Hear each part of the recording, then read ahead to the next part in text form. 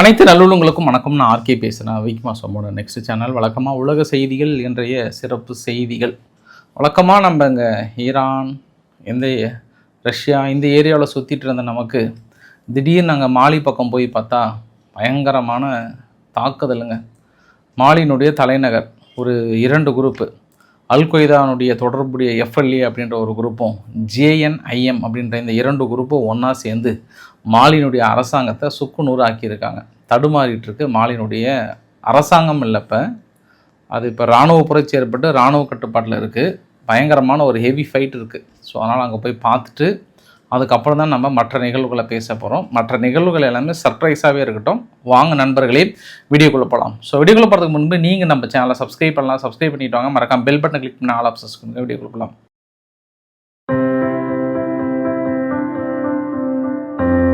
மாலி எங்கே இருக்குதுன்னு பார்த்தீங்கன்னா, ஆப்பிரிக்கான மாலி வந்து பர்கினோ ஃபேஷோ, நைஜர் இந்த 2 நாடுகளும் ஏன் நான் குறிப்பிட்டு சொல்கிறேன் அப்படின்னா, மாலிக்கு கீழே இவங்க 3 பேரும் அங்காளி பங்காளிகளாக இருக்காங்க. எதற்காக அப்படின்னா, இராணுவ புரட்சி ஏற்பட்டு இப்போ அங்கே ஃபுல்லாகவே வந்து இராணுவத்தினுடைய கட்டுப்பாட்டில் இருக்குது. பர்கினோ ஃபேஷோ வந்து ரொம்ப ஃபெமிலியராக நீங்கள் அறிஞ்சிருப்பீங்க. அடிக்கடி ரஷ்யாவுக்கு போயிட்டு விசிட் பண்ணுறது மீதி எல்லாமே கொஞ்சம் அட்வான்ஸ்டாக இருக்கிறாங்க. நல்ல வளர்ச்சியும் பெற்றிருக்கு. அதை விட மாலியும் அடிஷ்னலாக வளர்ச்சி பெற்றிருக்கு. நான் உங்களுக்கு அடுத்த வரைபடத்தையும் காட்ட விரும்புகிறேன். ஒரே சமயத்தில் 3 இடத்துல தாக்குதல். ஒன்று வந்து கிட்டான்ற இடத்துலையும், கியோ என்ற இடத்துலையும், கிடால் அப்படின்ற இடத்துலையும் 3 இடத்துல தாக்கல் நடத்துகிறாங்க. கிட்டான்ற இடத்துல அல்-கொய்தா குரூப்ஸ் வந்து தாக்கல் நடத்துது. கோ அந்த கிடால்ன்ற இடத்துல JNIM என்ற இடத்துல தாக்கல் நடத்துகிறாங்க. நீங்கள் பக்கத்தில் பார்க்குற இந்த வீடியோ பதிவுகள் எல்லாமே வந்து அந்த தாக்கல் நடந்த பதிவுகளும் ஒரே சமயத்தில் என்ன பண்ணிட்டாங்க, ஒட்டுமொத்த இந்த குரூப்ஸ் 2 குரூப்ஸும் அங்கே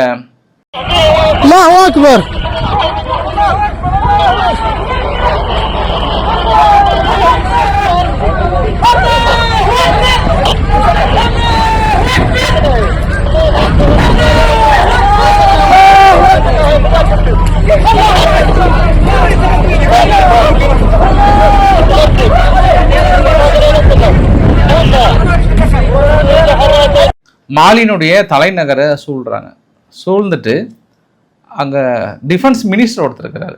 அந்த டிஃபென்ஸ் மினிஸ்டரை ஒரு பெரிய LED வச்சு தவிர்க்கிறாங்க. அவர் வீடே ஒன்றும் இல்லாமல் ஆயிடுச்சு. டிஃபென்ஸ் மினிஸ்டர் வந்து உயிரோடு இருக்கிறாரா இல்லையானே தெரியல. டிஃபென்ஸ் மினிஸ்டர் அப்படின்னா இப்போ இருக்கக்கூடிய டிஃபென்ஸ் கட்டுப்பாட்டில் இருக்கக்கூடிய ஒரு தலைவர். அதனால் மாலி முழுவதும் ஒரு போர்க்களம் போல் மாறிடுச்சு. மாலி அரசாங்கம் என்ன சொல்கிறாங்கன்னா, இந்த திடீர் தாக்குதலில் நாங்கள் சமாளிச்சிட்டு இருக்கோம், இன்னும் அவங்க கட்டுப்பாட்டுக்குள்ளே போகலை, நாங்கள் இன்னும் விடலை, பதில் தாக்கல் நடத்திட்டு இருக்கோன்றாங்க. ஆனால் யதார்த்தத்தின் உண்மை என்னவென்றால், ஒரு சில பகுதியில் நிறைய கட்டுப்பாடு எடுத்து இந்த குரூப்ஸ் அல்-கொய்தா குரூப்ஸ், அதாவது FNAன்னு சொல்லுவாங்க, இந்த குரூப்ஸும் JNIMன்னு சொல்லுவாங்க, அது வந்து இஸ்லாமிக் குரூப்ஸ். இந்த குரூப் 2ம் சேர்ந்து பெரிய அளவுக்கு உள்ள நுழைஞ்சு அட்டாக் பண்ணிகிட்டு இருக்காங்க.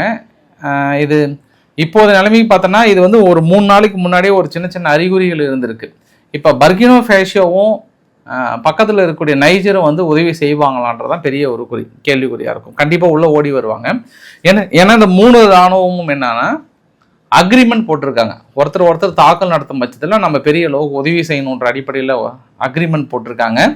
இப்போ மேபி இந்த இராணுவம் உள்ளே போதால் அதுக்குள்ளே இவங்க பதில் தாக்கல் நடத்த முடியுதா, இல்லை அதுக்குள்ளே அவங்க முழுமையாக தலைநகரத்தை இழக்க போகிறாங்களான்னு தெரியல. அமெரிக்க அரசாங்கம் என்ன சொல்லிட்டாங்கன்னா, யாரும் வீட்டை விட்டு வெளியே வர வேண்டாம், ஒரு 3 நகரங்களில் தலைநகரம், அப்புறம் வந்து கிட்டா அப்படின்ற ஒரு நகரி, கேட்டின்ற ஒரு பகுதி, இந்த 3 இடத்துலும் அமெரிக்க சிட்டிசன்ஸ் யாராவது அங்கே இருந்தீங்க அப்படின்னா உள்ளே போய் இருந்துருங்கப்பா, மேக்ஸிமம் வெளியே வராதிங்கன்றாங்க. எந்த அளவுக்கு சேஃபாக இருக்கிறீங்களோ சேஃபாக இருந்துக்கோங்கன்ற ஒரு எச்சரிக்கையுமே வந்து கொடுத்துருக்காங்க. அப்போ இதையெல்லாம் நம்ம பார்க்கும்போது என்ன புரிஞ்சுக்கலாம்னா, இந்த தாக்குதல், திடீர் தாக்குதல் என்பது அங்கே நம்ம வழக்கமாக நம்ம இங்கே தான் தங்கிட்டு இருந்தோம் பெருசாக. பட் ஆனால் திடீர்னு அங்கே பார்த்தோம்னா மாலி பெரிய அளவுக்கு பாதிக்கப்பட்டிருக்கு. ஏன்னா ஆயுத பற்றாக்குறை இருக்குது, அது இருக்குது, இது இருக்குது.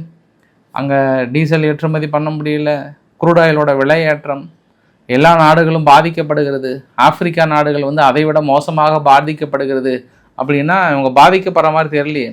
எல்லாம் தூக்கி போட்டு அங்கங்கே உங்கள் சண்டையெல்லாம் பார்த்தா ரொம்ப வளமால போய் தாக்கல் நடத்திட்டு இருக்காங்கன்றது ஒரு கூடுதல் தகவலாக பார்க்க முடிகிறது. பார்க்கலாம், மாலி அரசாங்கம் தடுக்க முடிகிறதா, இல்லை நைஜரும் கீழே இருக்கக்கூடிய பர்கினோ ஃபேஷோ போய் ஜாயின் பண்ணுறாங்களான்றது உங்களுக்கு அடுத்த பதிவில் உங்களுக்கு டீட்டெயிலாக சொல்கிறேன். இது சம்பவம் நம்பர் 1. அடுத்தது, நீங்கள் பேச்சுவார்த்தைக்காக ஒரு குழு ஒருத்தர் போனாங்கல்ல, இங்கே ஈரானில் இருந்து அராக்சி டீம் வந்து பாகிஸ்தானுடைய ஆர்மி கிட்ட உட்காந்து பேசியிருக்காங்க, ரொம்ப நேரம் பேசுகிறாங்க. பட் அவங்க கிளம்புறன்ற மாதிரி சொல்கிறாங்க, அதுக்குள்ளே அமெரிக்கா தரப்பில் ஓடி வரதா சொல்கிறாங்க.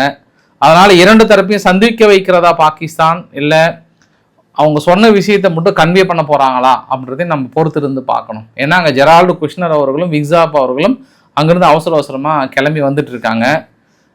ஆனால் தொடர்ந்து ஈரான் தரப்பில் என்ன சொல்கிறாங்கன்னா, நாங்கள் அமெரிக்கா கிட்ட நேருக்கு நேராக பேச்சுவார்த்தை நடத்தலான்ற மாதிரி தான் சொல்லியிருக்காங்க. அதனால் பார்க்கலாம், உங்களுக்கு இரவு பதிவில் கொஞ்சம் டீட்டெயிலாக சொல்லிடுறேன். லொக்கேஷன் மட்டும் தான் சேஞ்ச் ஆகும். நான் கொஞ்சம் வெளியில் பயணம் பண்ண வேண்டியதாக இருக்கிறது. லொக்கேஷன் எங்கன்னு பார்த்துட்டு உங்களுக்கு சொல்கிறேன் நான் அந்த இடத்துல. பட் வீடியோ உங்களுக்கு ஷார்ப்பான டைமுக்கு வந்துடும், அது ஒன்றும் இஷ்யூ இல்லை. அதே போல் ஆப்ரஹாம் லிங்கன் கப்பல் வந்து தொடர்ந்து ஒரு 6 மாதமாக பணியில் இருக்குது. அதில் வேலை செய்ய ஊழியர்களே வந்து எப்போ நம்ம வீட்டுக்கு போகன்ற ஏக்கம் இருக்கிறதா. ஏன்னா தொடர்ந்து பயணத்திலே இருக்கிறாங்க. இப்போ போர்க்காலத்தில் வேற கலந்துக்கிட்டாங்க. இப்போ ரீசெண்டான குற்றச்சாட்டு உணவு சரியில்லைன்ற மாதிரி சொன்னாங்கல்ல, அதுக்கான புகைப்படங்கள் வந்து நியூஸ் வீக் அப்படின்ற ஒரு பத்திரிகை சேனலில் இருந்து பார்த்தேன். அந்த நியூஸ் வீக்கில் வந்து இந்த மாதிரி உணவு தான், 2 முட்டை, ஒரு சும்மா கலோரிஸ் இருந்தே கொஞ்சம் தான் கொடுக்குறாங்க, அதுக்கு மேலே கொஞ்சம் கொடுக்கறது இல்லைன்ற மாதிரி பெரிய குற்றச்சாட்டு வைக்கிறாங்க. அவ்வளோ பெரிய அமெரிக்காவுக்கே உணவு இல்லையா அப்படின்னு இன்னொரு ஆங்கிளில் தொடர்ந்து இந்த பதிவு வந்து சர்க்குலேட் ஆகிட்டே இருக்குது. பட் வெதர் இது சென்காம் தரப்புலையோ இல்லை அமெரிக்கா தரப்புலையோ விளக்கங்கள் கிடைக்கல. ஆனால் அதில் வேலை செய்கிற வீரர்களுக்கு வந்து உணவு பற்றாக்குறை இருக்கிறதுன்னு சொல்கிறாங்க. ஏற்கனவே அதில் வேலை செய்கிற வீரர்களுக்கு வந்து ஹிச்சிங் ப்ராப்ளம், தொடர்ந்து அந்த கழிவறைகள் எல்லாம் யூஸ் பண்ணி அது வந்து ஒரு மாறு இருக்குது அப்படின்ற மாதிரி சொன்னாங்க. அது ஒரு நியூஸாக வந்தது. இது வந்து 2வது நியூஸாக வருகிறது. சென்காம் என்ன மாதிரியான தகவல்களை சொல்கிறாங்கன்னு நம்ம பொறுத்திருந்து பார்க்கலாம். இந்த 2வது தகவல், நேட்டோ நாடுகளிலிருந்து ஸ்பெயினை விலக்கி வைக்கும் பட்சத்தில் அதற்கான ஆதரவுகளை நாங்கள் கொடுக்க மாட்டோம், ஸ்பெயின் வந்து யுனைடடாக தான் இருக்கணும் அப்படின்னு ஜார்ஜியா மெலோனி அவர்கள் வந்து உறுதியாக சொல்கிறாங்க. ஸ்பெயினில், அதாவது நேட்டோ நாடுகள் ஒரு நாடுகள் கூட உடையவே விட மாட்டேன், நாங்கள் வந்து கண்டிப்பாக யுனைடடாக தான் இருக்கிறோம் அப்படின்றாங்க. பட் அமெரிக்காவுடைய எண்ணம் என்பது வேறாக இருக்கிறது. அவங்க எப்படி அதை சமாளிக்க போகிறாங்கன்னு பார்க்கலாம். இவர் சொல்கிறதெல்லாம் கேட்டுட்டு ஓகேனா பரவாயில்ல, இல்லை ஒரு பேப்பர் டைகரு அப்படி இப்படின்னு மொக்க கொடுத்தாலுமே, சும்மா ஜோக்கு கூட நேட்டோ நாடுகள் சொல்லி சிரிச்சாருனாலும் அதை நீங்கள் ஏற்றுக்கிட்டீங்கன்னா ஒன்றும் பிரச்சனை இல்லை. இல்லை எங்களுக்குன்னு கொஞ்சம் தன்மானம் இருக்குது, அப்படி இருக்குது இப்படி இருக்குன்னா நீங்கள் விலகலான்ற மாதிரி தான் நேட்டோ நாடுகளோட கண்டிஷன் பொறுத்த வரைக்கும். இவங்களை நம்பி தான் இன்னுமே உக்ரைன் ரஷ்யா யுத்தம் நடந்து கொண்டிருக்கிறது. நான் நேட்டோவில் இணைந்தே தீருவேன் என்று பிடிவாதம் பிடித்து கொண்டு இன்னும் அந்த இடத்துல சண்டை நடந்துட்டு இருக்கிறது ஒரு குறிப்பிடத்தகுந்த விஷயம். ஆனால் அந்த நேட்டோ நாடுகளே நாளைக்கு இருக்குமா இருக்காதான்னு தெரியலன்றதும் அடிஷனல் தகவல். இந்த யுத்தம் ஈரான், அமெரிக்கா, இஸ்ரேல் பேச்சுவார்த்தை எல்லாம் முடிஞ்சதுக்கப்புறம் அந்த தண்ணியில் இருக்கக்கூடிய கன்னி வெடிகளை அகற்றுவதற்காக எங்களுடைய கன்னி டீமை நாங்கள் இறக்குறோன்ட்டாங்க. யார்? துருக்கி தரப்புல இருந்து. கவலைப்படாதீங்க அமெரிக்கா, நாங்கள் வந்து ஜாயின் பண்ணுறோம், துருக்கி வந்து ஜாயின் பண்ணி அதில் இருக்கக்கூடிய கன்னி வெடிகளை தூக்கி வீசிடுறோம்ன்ற மாதிரி சொல்லியிருக்காங்க. பட் கன்னி வெடிகளை தூக்கி வீசுகிற நேரம் வந்துருச்சா அப்படின்னா, இப்போ கூட இன்றைக்கி காலையில் கூட அந்த ஸ்ட்ரெயிட் ஆஃப் ஹார்முஸ் பக்கத்தில் KC-46A ஏர்கிராஃப்ட், ரீஃபில்லிங் ஏர்கிராஃப்ட் வந்து அப்படியே பறந்து எட்டி பார்த்துட்டு இருந்தது ரொம்ப நேரம். ஒரு வேளை ஏதோ சம்திங் லோடிங் அப்படின்ற மாதிரி வந்து நம்ம சொல்ல முடிகிறது. ஒரு வழியாக இன்னைக்கு 24 மணி நேரத்தில் ஒரு 2 கப்பல்கள் அலோவ் பண்ணியிருக்காங்க. நேற்று 5 அலோவ் பண்ணாங்க. நேற்று எத்தனை 5 கப்பல்கள் அலோவ் பண்ணாங்க. இன்னைக்கு 2 கப்பல். அது வந்து ஒன்று இந்தியன் ரிஜிஸ்டர்டு கப்பல், ஓஷியன் ஜெட் அப்படின்ற ஒரு இந்தியனுடைய ரிஜிஸ்டர்டு கப்பல் அது. அப்புறம் அன்னோன் ஷிப் ஒன்று அனுப்பியிருக்காங்க. அன்னோன் ஷிப்பும் வந்து ஆல்மோஸ்ட் கிராஸ் பண்ணிட்டாங்க.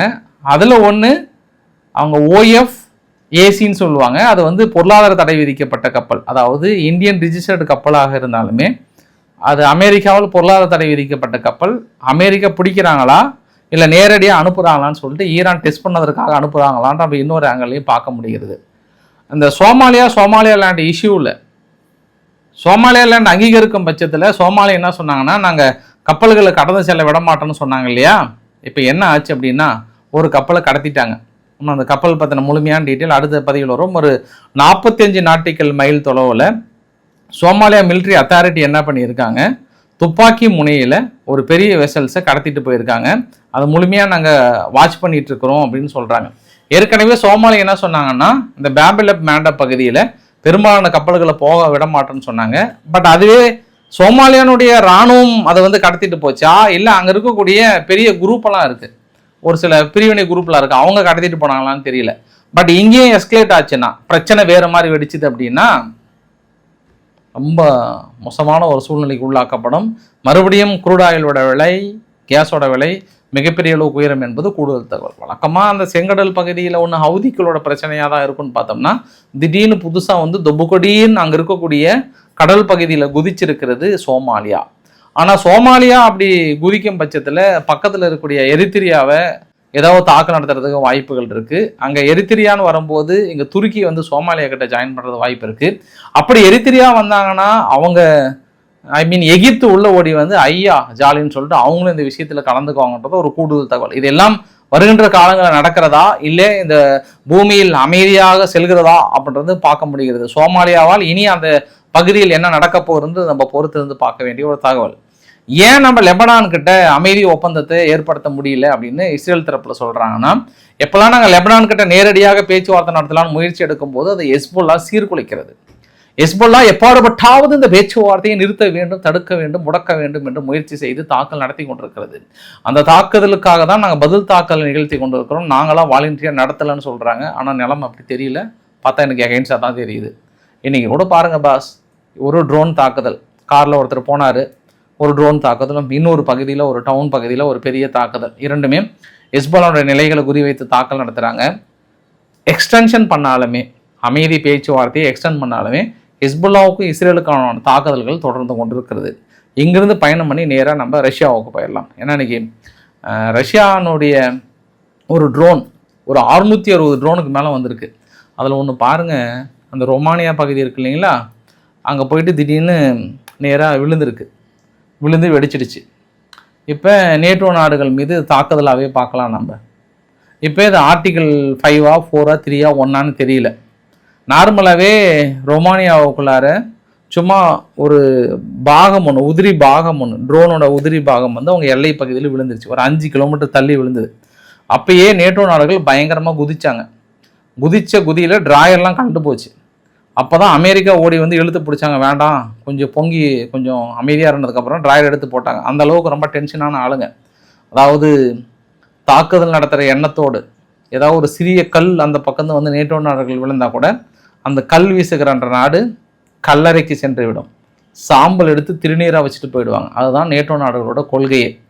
அப்படி இருக்கும்போது நேராக ஒரு ட்ரோன் போயிட்டு ரொமானியாவுக்குள்ளே விழுந்துருச்சு அப்படின்னா, ஆண்டவா நீ என்ன நடக்க போதோ தெரியல, அவ்வளோதான். நீ ரஷ்யா இருக்குமான்னு தெரியல. ரொமானியா வேற புஸ்ஸுன்னு மூச்சு விடுவாங்க. என்னதான் மூச்சு விட்டாலும் இப்போ அமெரிக்காவோட வந்து கழுத்து மேலே 2 தட்டம், ஏய் என்ன அங்கே பேச்சு, ஈரான்கிட்ட அங்கே கஷ்டப்பட்டுட்டு இருக்கிற, இங்கே என்ன அங்கே போகலான்ட்டு அந்த பக்கம் தான் சொல்ல போகிறாங்க அமெரிக்கா. வேற என்ன சொல்லுவாங்க, ஓகே ட்ரோன் வந்துருச்சு வாங்க தாக்கல் நடத்த போகலான்னா சொல்ல போகிறாங்க. இல்லை ஐரோப்பா நாடுகளும் ஓடி வந்து வாங்க நம்ம ரஷ்யாவை தாக்கல் நடத்தலான்னா சொல்ல போகிறாங்க. ஒன்றும் பண்ண மாட்டாங்க. என்ன பண்ணாலும் சரி இதுக்கப்புறம்லாம் நேட்டோ நாடுகள் யுத்தத்துக்கு போகுமானா நைஹே. ஏன்னா அவர் தான் பேப்பர் டைகர் மூச்சுக்கு 300 தடவை சொல்கிறாரு. காலையில் தூங்கி எழுந்திரிச்சு டீ குடிக்கிறமோ இல்லையா, அந்த பேப்பர் டைகர் என்னாச்சுன்னு கேட்குறாரு யார், ட்ரம்ப். அப்படி இருக்கும்போது நீங்கள் எப்படி ஒருங்கிணைந்து நீங்கள் தாக்கல் நடத்த போகிறீங்கன்னு எனக்கு தெரியல. அப்புறம் இன்னும் கொஞ்ச நாள் போச்சுன்னா காமெடி பீஸாக மாறிடுவீங்கன்றதும் ஒரு கூடுதல் தகவலாக சொல்ல முடியும். ரஷ்யா நடத்தின தாக்குதலில் 666 ஏரியல் வெப்பன் தாக்கல் நடத்தியிருக்காங்க. அதில் 600 ட்ரோன், பாலிஸ்டிக் மிசைல்ஸ் அதில் சேர்ந்து எல்லாம் சுற்றி சொல்கிறாங்க. பெரிய இழப்புகளை சந்தித்திருக்கிறோன்னு சொல்கிறாங்க. அந்த இழப்புகளை நாங்கள் சேதாரம் எடுத்துகிட்டு இருக்கோம்னு சொல்லியிருக்காங்க. அதுவும் குறிப்பாக பாருங்கள், ஜெலன்ஸ்கி இல்லைனா தான் தைரியம் வருதான் ரஷ்யாவுக்கு. ஜெலன்ஸ்கி அங்கே சவுதி அரேபியா கிட்ட போயிட்டு பேச்சுவார்த்தை நடத்துகிறார். சவுதி அரேபியாவை எப்படி காப்பாற்றுவது, சவுதி அரேபியாவுடைய செக்யூரிட்டிக்கான கேரண்டி என்ன, மறுபடியும் ஈரான் தாக்கல் நடத்தினா இவனோட ட்ரோன் மூலம் எப்படி நம்மளை அடக்குவது என்ற பெரிய ஒரு குரூப் டிஸ்கஷன் இருக்கும்போது திடீர்னு அங்கே தாக்கல் நடத்தியிருக்காங்க. அந்த திடீர் தாக்குதல் காரணம்னா அதுக்கு முன்னாடி இவங்க திடீர்னு அவங்க தாக்குதல் நடத்தியிருந்தாங்க. அதுக்கு தான் அந்த திடீர் தாக்குதல் நிகழ்த்தியிருந்தாங்க. இருந்தாலும் சவுதி அரேபியா கிட்ட பெரிய அளவுக்கு ஒரு டிஸ்கஸ் பண்ணிட்டு அதுக்கப்புறம் மற்ற அரபு நாடுகளையும் சந்திக்க போறார். இந்த ஃபேஸ் 2 வருது இல்லை அட்டாக்ல, இந்த ஃபேஸ் 2 அட்டாக்ல எங்களுடைய ருத்ர தாண்டவத்தை பார்க்க போறீங்கன்னு ஒரு உத்தரவாதம் கொடுத்துருக்கிறார் ஜெலன்ஸ்கி அவர்கள். அவங்க எத்தனை ட்ரோன்னாலும் அனுப்பிட்டோம், நாங்கள் இருக்கிறோம், கவலைப்படாதீங்க தலைவா அப்படின்ற மாதிரி உத்தரவாதம் கொடுத்திருக்கிறார். அதை தாண்டி அந்த தாக்குதலையும் தனது கடுமையான எதிர்ப்புகளையும் தனது கடும் கண்டனத்தையும் வந்து தெரிவித்திருக்கிறார். தொடர்ந்து உக்ரைனும் ரஷ்யாவும் வந்து கைதிகளை பரிமாறிக்கிறாங்க. நேற்று கூட 193 உக்ரைனுடைய சர்வீஸ் மேன் வந்து ரிட்டர்ன் வந்திருக்காங்க. இவங்களும் பதிலுக்கு ஒரு 100 பேர்த்துக்கு மேலே அனுப்பியிருக்கிறாங்க. இது எல்லாமே கைதிகள் சிறை மாறிக்கிறாங்க. பட் ஒரு சில கைதிகள் நல்லா இருக்காங்க. பட் ஒரு சில கைதிகளுக்கு ரொம்ப மாதிரி சாப்பாடே போடாமல் கொடுமைப்படுத்திருக்கிறதும் தெரிந்திருக்கிறதும் கூடுதல் தகவலாக இருக்கிறது. ஒரு அதிர்ச்சி தகவலோடு முடிக்கிறேன். நீங்கள் அதிர்ச்சியாக இருக்காதீங்க. இது வழக்கமாக வர செய்தியாக கூட பார்த்துக்கலாம். எல்னினோ எஃபெக்ட் வந்து உருவாக போதாம். பசிபிக் பெருங்கடல் பகுதியில் வெப்பநிலை இயல்பை விட 2.5 டிகிரி செல்சியஸ் அதிகரிக்குதான். அதனால என்ன ஆகும்னா இந்த ஆண்டு அக்டோபர் மாதத்தில் உருவாயிடும். அது அப்படி உருவாச்சு அப்படின்னா 2027 வெப்பநிலை வந்து மிக அதிகமான அளவுக்கு வரக்கூடும்ன்றாங்க. நாங்கள் அதை எப்பயே உணர்ந்துட்டோம். எல்னினோ எஃபெக்ட் வந்து நீங்கள் அடுத்த வருஷம் போக தேவையில்ல. இன்றைக்கி அடிக்கிற வெயிலில் போட்டால் நம்ம சுருண்டு விழுந்துருவோம் போல் அந்த அளவுக்கு வெயிலாக இருக்கிறது. பாவம் எங்கள் வேட்பாளர்கள் தான் ரொம்ப கஷ்டப்பட்டுட்டாங்க. அதை நினைக்கும் போது எனக்கு கண்ணீரே வருகிறது. அந்த அளவுக்கு வேட்பாளர்களிலிருந்து கட்சி தலைவர்கள்லேருந்து எல்லாருமே இந்த வெயில்னா என்னன்றது அது அந்த வெயிலுடைய உக்கரத்தை வந்து உணர்ந்திருப்பாங்கன்னு நினைக்கிறேன். நான் அந்த அளவுக்கு வெயில் போட்டு பொழந்து கொண்டிருந்தது வந்து கூடுதல் தகவல். அதனால இன்னும் அடுத்த வருஷம் வெயில் அதிகமாக வரப்போகுதுன்னு சொல்கிறாங்க. என்ன போதோ தெரியல. ஸோ இன்றைக்கு ஓரளவுக்கான தகவலை கவர் பண்ண நினைக்கிறேன். பிடிச்சிருந்தா லைக் பண்ணுங்கள், ஃப்ரெண்ட்ஸுக்கு ஷேர் பண்ணுங்கள், சப்ஸ்கிரைப் பண்ணுங்கள். ரவிக்குமார் சேனல். நன்றி, வணக்கம்.